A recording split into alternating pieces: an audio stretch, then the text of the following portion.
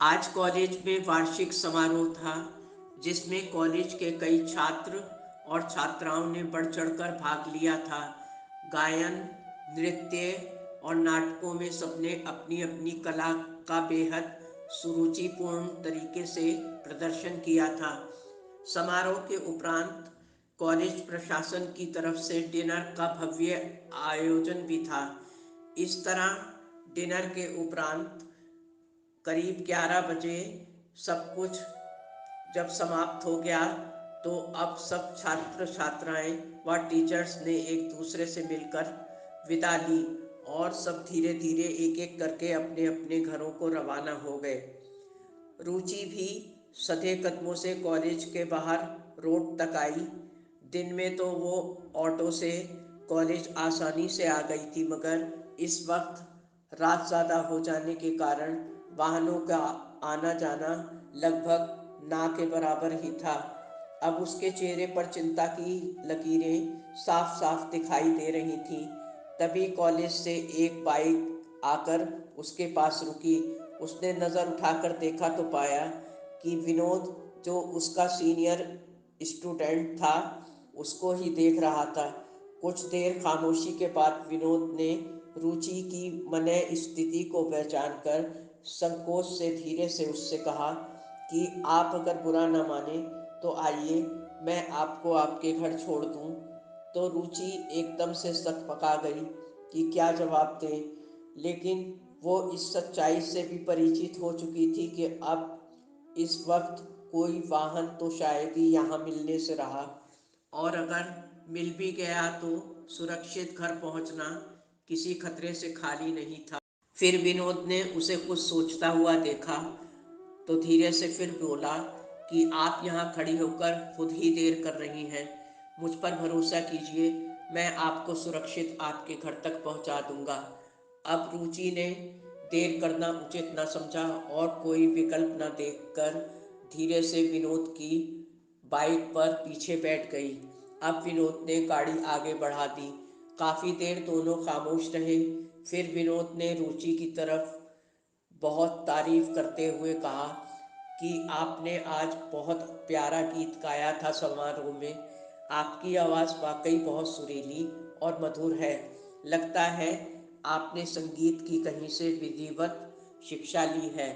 तो रुचि ने धीरे से जवाब दिया, ऐसी कोई बात नहीं है, बस मैंने जो याद आया उस वक्त तो वो ही गा दिया, और मैंने संगीत की कोई भी शिक्षा प्राप्त नहीं की है, ना ही मैं कोई सिंगर हूँ। विनोद ने हंसते हुए जवाब दिया कि मैं तो आपके गीत और आपकी आवाज़ से भाव विभोर हो गया था। सच मुझे बहुत इम्प्रेस किया है आपके इस गीत ने। इस पर रुचि भी धीमे से मुस्कुरा दी।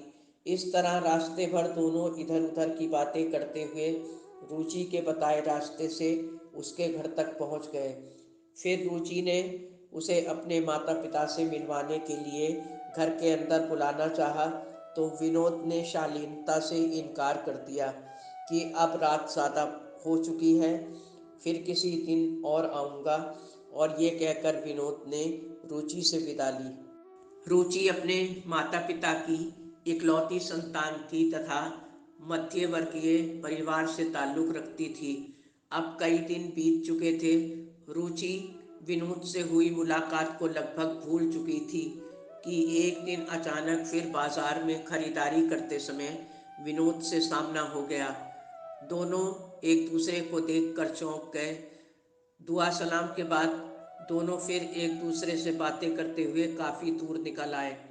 आज दोनों ने एक दूसरे का फ़ोन नंबर भी आपस में शेयर कर लिया था।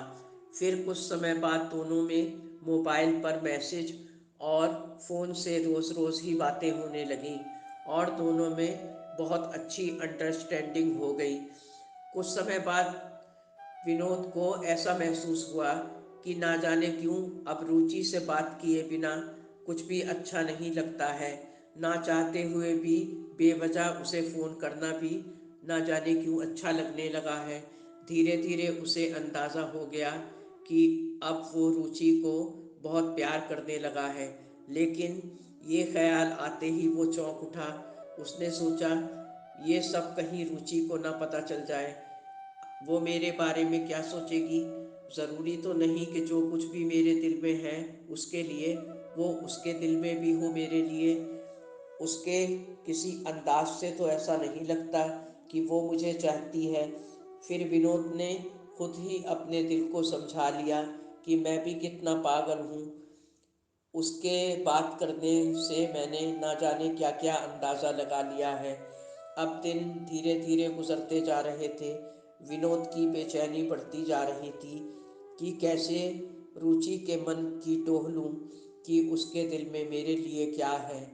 एक बार जब विनोद और रुचि एक गार्डन की घास पर बैठे भविष्य के ख्वाबों के ताने बाने बिन रहे थे, तो अचानक रुचि ने विनोद के प्यार को आजमाने की गरज से उससे एक सवाल किया कि विनोद, अच्छा ये बताओ, तुम मुझे कितना प्यार करते हो। तो विनोद ने कहा कि इतना प्यार करता हूँ तुम्हें कि जो भी तुम मुझसे कहोगी मैं करने के लिए तैयार हूँ। इस पर रुचि ने उससे कहा कि सोच लो, बहुत महंगा पड़ेगा। तो वो हंस के बोला कि कोई बात नहीं, तुम बोलो तो। फिर रुचि ने गंभीर होकर कहा कि अगर तुम मुझे बहुत प्यार करते हो और तुम्हारा प्यार सच्चा है तो कल मुझे अपनी माँ का दिल लाकर इसी गार्डन में इसी जगह और इसी टाइम दे देना। तभी मैं समझूंगी कि तुम मुझे बहुत ज़्यादा प्यार करते हो। ये कहकर वो उठकर एक ओर चली गई और विनोद अचंभित सा होकर उसे जाता हुआ देखता रहा। वो भी बेजान सा उठा और भरे कदमों से एक तरफ चल दिया। आज विनोद पहली बार किसी बड़ी कश्मकश में फंस चुका था। रुचि की ये कैसी शर्त है कि माँ का दिल मांग रही है, मैं कैसे माँ का दिल उसे दूँ। घर आकर उसने खाना भी नहीं खाया।